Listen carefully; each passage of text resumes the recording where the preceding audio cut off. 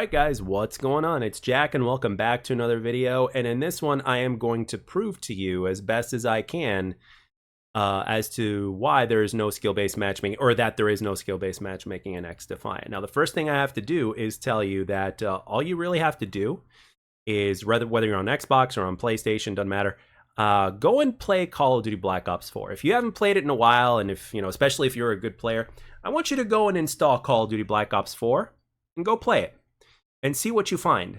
Because over the last week or so, I've been obviously playing the game to, to kind of just practice over the mechanics, because I haven't really, aside from Halo, I haven't really touched first-person shooters in quite a while, and Halo plays quite a lot differently than an XDefiant does. So I've been kind of using Black Ops 4 to prepare for XDefiant coming up. And I remember that when XDefiant was first announced, and when they had the little interview with Mark Rubin or whatnot, and they asked him if there was skill-based matchmaking in the game, and he said no, I bet you that there were a lot of players that were like, oh my gosh, it's just going to be like the old days, and you were having these flashbacks of all previous Call of Duties that you played before they started implementing skill-based matchmaking like it is in Modern Warfare 2019 and beyond and whatnot.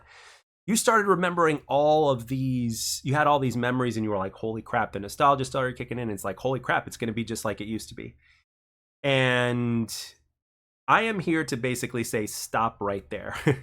Because quite frankly, we are in the year 2024, and the reality is that people's thumbs are a hell of a lot more capable now in 2024 than they were back in, even as early as, even as recent as 2018 with Black Ops 4.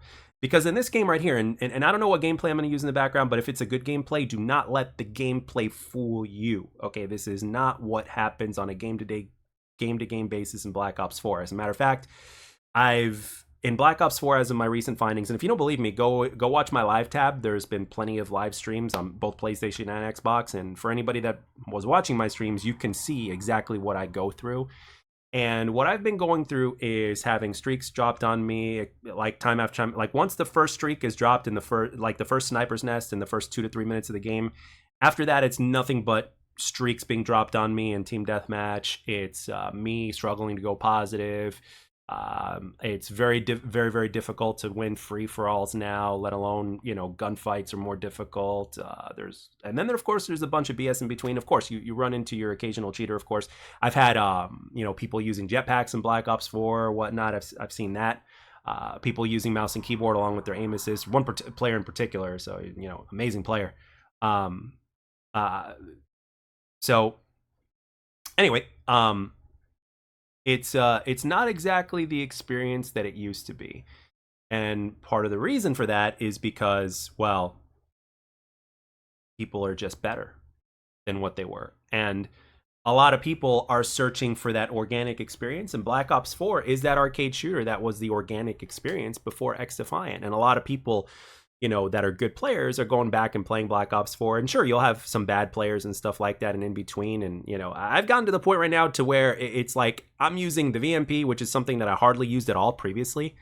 I was a Cordite guy and a KN guy, but, I was getting mapped with the VMP, and people were like killing me instantly at close ranges, and there was no recoil and all that kind of stuff. I was like, shit. So I started using the VMP, and the best players were also using acoustic sensor. So I'm like, fuck, I got to use that shit too. So, and that's what you're seeing here. And if this is the gameplay that I'm going to be using in terms of the one that I'm thinking of. But I can assure you that Call of Duty Black Ops 4, I challenge any good player that hasn't played Call of Duty Black Ops 4 in a while to go back and play that game, regardless if you're on PlayStation, regardless if you're on Xbox. And that will give you proof right there, because that game has no skill-based matchmaking. I mean, there's the team balancing algorithm, there's the MMR, but other than that, ping is king. So I can tell you that,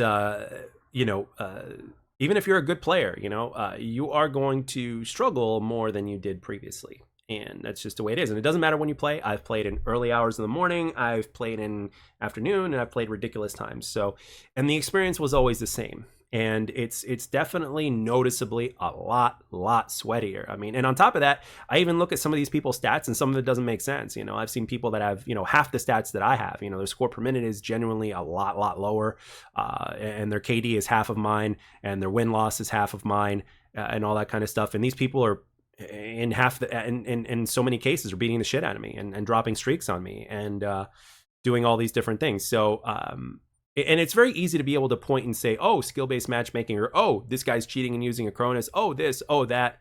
But at the end of the day, since that is usually not what happens the majority of the time, again, unless I'm mistaken, unless I'm wrong, I will have to say that it's a skill issue. Sometimes you need to look at yourself and be like, hey, man, once you got to a point to where you were good, a lot of people weren't, and you were taking advantage of that. Now people are just a lot better by default. The competition has gone up, so therefore you're going to struggle more, because once you get to the point to where you are good, it's really hard to get better unless you're spending that much time playing the game.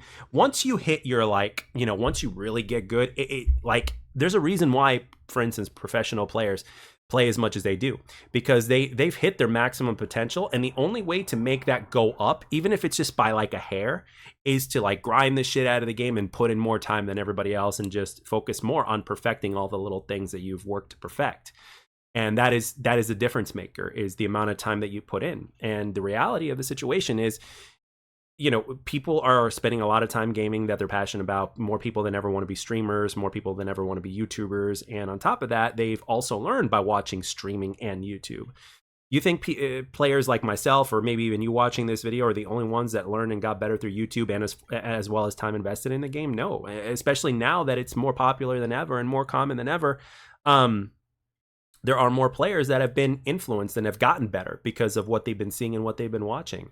So it's very easy to point our fingers at skill-based matchmaking and protecting the noobs and stuff. But let me tell you, even if in Call of Duty, I will go as far as to say this. In Call of Duty, again, people that are reverse boosting are basically breaking into the protective brackets against a lot of people that are disabled or whatnot, right? Which is what exactly is going on. So if you ever see any reverse boosters and stuff like that, that's exactly what it is. They're going into the protective bracket, which is like the bottom 10% or something like that, or maybe even the bottom 5% of people that are legitimately handicapped and shit. But other than that, if you were to play current Call of Duties legit, and if you were going to, if they were going to remove skill-based matchmaking, it's not going to be as easy as it was back in the day. And Black Ops 4 is a very good example of that. Now, granted, a lot of people have moved on from Black Ops 4 and they play multiple different Call of Duties or even games, stuff like that. And it is very possible that a higher percentage of sweats may be in Black Ops 4 because they're just looking for an outlet. That also may be very possible, and it may very well be true. However, Black Ops 4 is a very, very good and the most recent Call of Duty that didn't have skill-based matchmaking, to go back in there and to see exactly just how everything has evolved and progressed, so to speak. And at the end of the day, in a lot of instances, you're going to find yourself being very pleasantly surprised, because it was only like 2.5 years ago when I last played Black Ops 4 consistently or something like that, maybe even slightly longer. And, it was business as usual, just like before. But now things are different. So it just goes to show you how things can change on a year-to-year basis, and how the community just, like I mentioned before in my previous YouTube videos, it's kind of like a domino effect. People get better, and then everything kind of accelerates, so to speak. And this is exactly what's been happening now. And that's what we're pretty much going through now. So do not, at the end of the day, it's very easy, and I've seen a few YouTubers make videos about this, saying, oh, there is skill-based matchmaking and XDefiant or whatnot. It's like, no, there's not. I mean, I'm at least giving Mark Rubin the benefit of the doubt. If he ended up lying to us, I'm sure some point later on down the line that we'll find out, but I don't think so. Or if something was changed, we'll find out later on down the line or something. But the chances are it's a skill issue.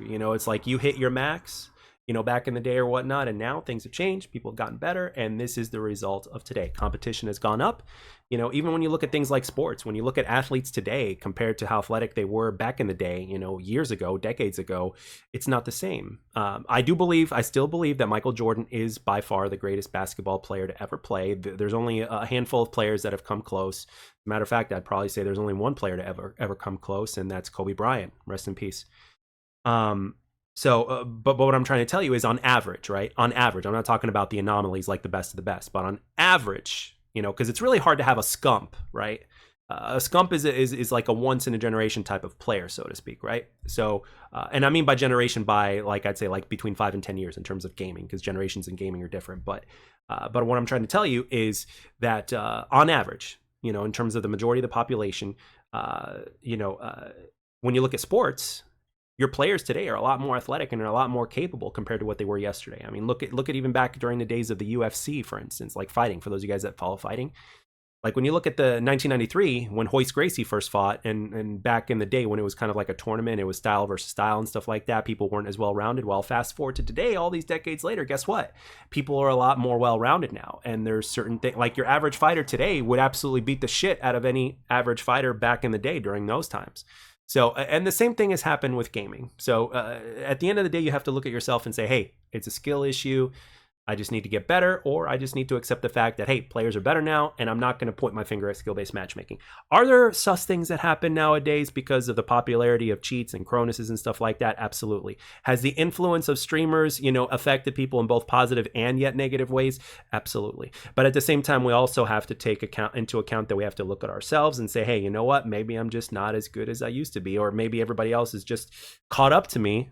And I just never really got better because I hit my plateau, et cetera, whatever it is. So sometimes you just have to really just, bite the bullet and basically accept the fact that, hey, these are the facts and you're just not that good. And other players are good as well. And the thing is, remember, you could be good. You could still be good. But the thing is, when you have a whole bunch of good players in your lobby on average, or a significant increase of percentage of good players in your lobby, guess what? It's going to affect your performance. It's going to be a lot harder for you to drop those streaks, or to, it is, because the days to where you could fire your gun unsilenced and there would be a player in the lobby that would just continue walking in a direction to where they don't even know that you fired your gun, despite, those days are long gone. It's not as common anymore. It really isn't. So, but anyway, I just kind of wanted to make this video to kind of touch up on that. And for those of you guys that see this video and haven't played Black Ops 4 and want to test this theory or whatnot, by all means, whether you're on Xbox or PlayStation, do it. And come back to this video and let me know down below in the comment section. For those of you guys that have also been sticking around in Black Ops 4, let me know what you've been going through. And again, you don't believe me in some of the stuff that happens? I'm telling you, go look at my live tab and you will see what happens. And go in like my more recent, because at first it was like I was moving around the map stupidly, but then all of a sudden things started coming back. But regardless, I still paid the price. I was still running into a lot of tryhards, a lot of TTV guys, a couple of cheaters here and there. Because you can't deny people flying around the map in Black Ops 4 as to not being cheating, and a few other things here and there. But for the most part, in terms of percentage rate, it is a clean experience and people are just better, man. So anyway, that's all I wanted to say here. I'd love to hear your feedback on this, and let me know down in the comment section below. And as always, I'd like to thank everybody for taking the time to watch and or listen. I'm really looking forward to this week, seeing what Mark Rubin has to say in terms of when the release time will be. Because I really want to play XDefiant regardless of the sweat, and because I had a good time playing it the first time, and I want to continue to have good times playing it going forward. But anyway, thank you all for taking the time to watch and or listen. I'll catch you guys on the next one.